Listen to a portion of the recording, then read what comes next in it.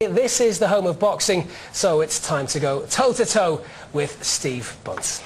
Coming up in the next half an hour or so, major changes. Amir Khan makes changes to his corner team. Ricky returns. We'll talk to the hitman ahead of his big homecoming fight. And let's make hay. David calls out the heavyweight champion.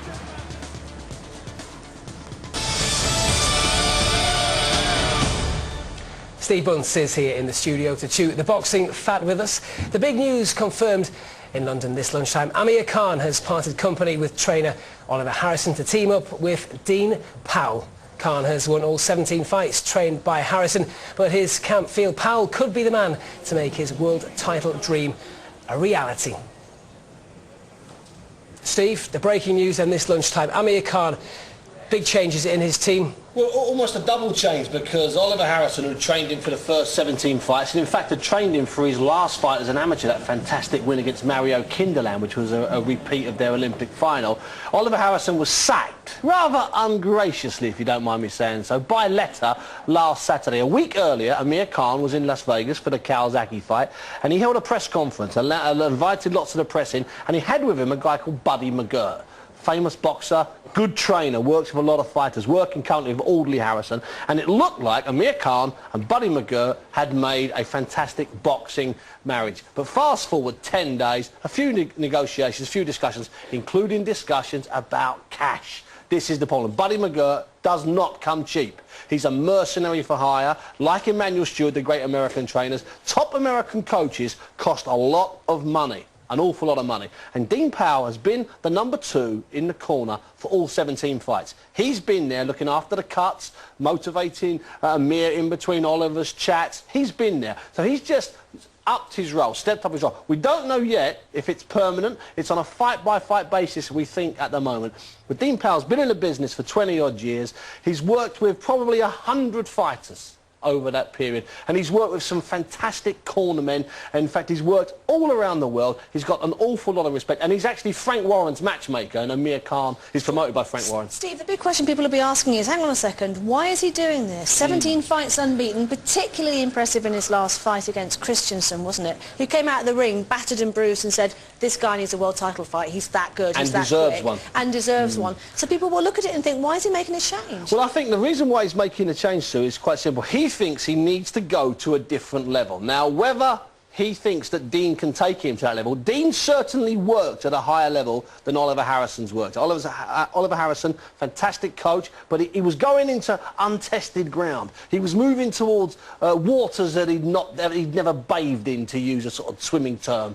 Now, Dean Powell has been there. He's been the second man or the corner man in some big fights. So perhaps it was reasoned, it was discussed amongst the Khan team, and probably Frank Warren was involved because he's the promoter, has a massive interest, and perhaps they decided, you know what we need?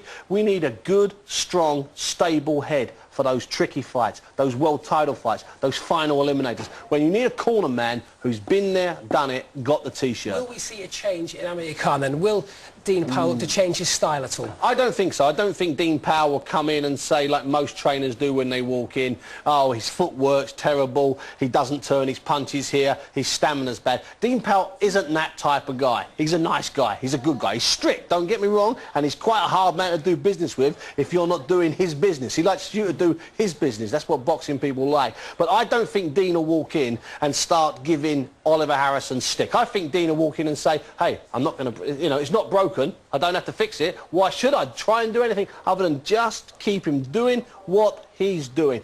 Dean's been hired for his head in the corner if things are going wrong in the 3 minutes, in case there's a bad cut, in case there's a flash knockdown, in case Khan runs out of stamina, runs out of steam, or worse, runs out of ideas. That's why Dean's been hired, and that's what a really good corner man does. He does his work in the minute breaks between the rounds. Anyone, any monkey, to use a terrible expression, any monkey can train a kid to run up and down a hill and hit a bag and get a kid super fit, but it takes a special talent to get a kid through those minute breaks. That's when fights are won and lost. Must be feeling pretty bad today, because he's taken Khan to 21 wins, 17 by knockouts. Oliver Harrison will be livid today. I'll tell you for why, because Oliver and Dean work together. Although there's no skullduggery here, Dean hasn't gone behind Oliver's back, and Oliver will know that. But Oliver, it was long known that Oliver had fallen out with everybody in the Khan party. That's Asif Valley, the agent. That's the uncle, Taj. It's the father. He'd fallen out with everybody. In fact, he was only communicating with Amir.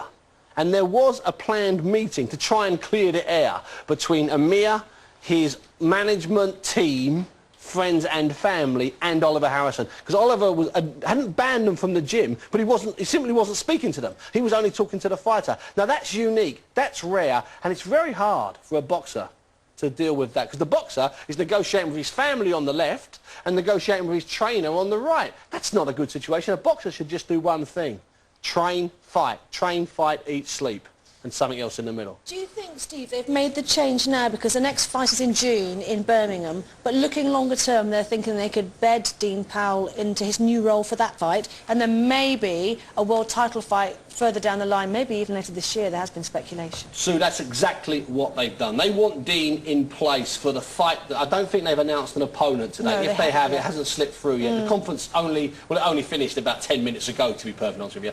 So we don't have an opponent. I think the opponent in June up in Birmingham will be a good opponent. I think it'll be a quality former world, possibly even a former world champion. It's nice to have a name like that on your resume, on your list. And I think they get Dean in for that fight, because you're absolutely right. There's a list of champions out there. There's a potential list of champions. There's some I wouldn't match Khan with now, and there's one or two I possibly would match Khan with now. And one of those fights could happen November, December, and you need Dean in place for more than one fight before that fight happens. So I think you're absolutely right, Sue. I think that's why he's been brought in now.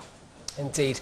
Well, Amir Khan, not the only man making waves today. Ricky Hatton is speaking to journalists today as well, ahead of his homecoming fight with Juan Lazcano later this month. However, prior to today's press conference, we caught up with the hitman to talk to him about his fight, as well as his ambitions to get into promoting and that elusive rematch with Floyd Mayweather.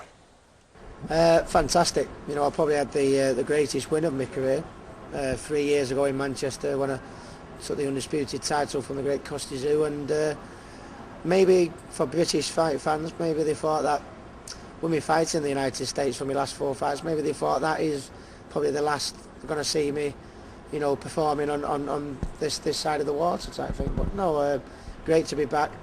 I think the amount of tickets that have been sold, 55,000 already, has absolutely blown my mind. And you know, my last fight ended up in defeat, but I want to bounce back strong, back down at my normal weight, and you know what, I would make the fans proud, you know, like they've done me all my career. It's all right mentioning, you know, having another fight at Mayweather. I'd love to have another fight at Mayweather. I won't get that fight, you know, if I don't beat Lazcano, and if the fight with Malianaji is made next, and if I don't beat him, then I can kiss my fight to Floyd Mayweather goodbye, you know. So it's important that I bounce back stronger and with impressive performances, and then maybe I'll get my dream of maybe putting the record straight. Paulie Malianaji is on your undercard. I suppose in some ways, great for you to have a look at him as a fighter, but your first sort of dipping the toe in the water as a promoter, a great coup to get him on your undercard. Yeah, very much so, and I think, you know, sometimes the promoters blame the, you know, big fights by, you know, not being made, we couldn't come to an agreement and we couldn't decide this. I mean, you get good fights on your undercard by paying them what they deserve. And from your point of view, I know you're not strictly a promoter yet, you'll have to wait for that licence to arrive. Is this really just a taster for what's to come for Ricky Hatton once it's time to hang up the gloves? Yeah, it's more for the future rather than the present, but you know, I've got a good team around me. I'm working with good people, you know, we're learning as we're going away. I mean, you've got to be able to walk before you can run. So, you know, that's why we're co-promoting shows at the minute, you know, hoping to pick things up and learn for people that are in a better position than us. But, you know, we've got a wonderful team behind me, and we're working with the likes of Golden Boy. I mean, they're honesty and they show you what a fight generates, and that's the way forward for fighters. Instead of hiding what's on the table, show fighters what's on the table. I think that's the way it should be. Looking to the future, does that mean you've started to see the end? Do you have an idea of how much longer you can keep going, keep training as hard as you do, keep fighting? Taking each fight, yeah, I think you know exactly when the time to come, but no, I mean, I'm taking each fight as it goes. I mean, I think I'll know the time when I'm ready to retire, but the time isn't yet. You know, I keep going. I still think I've got a lot to offer. I think my performance in the first 6 rounds against Floyd Mayweather, there was there was nothing in it really, and until one or two things got me down and I got frustrated, you know. So, and that is fighting the best pound for pound fighter in the world. I'm moving out my weight division, so still got a lot to offer. I'm not done yet.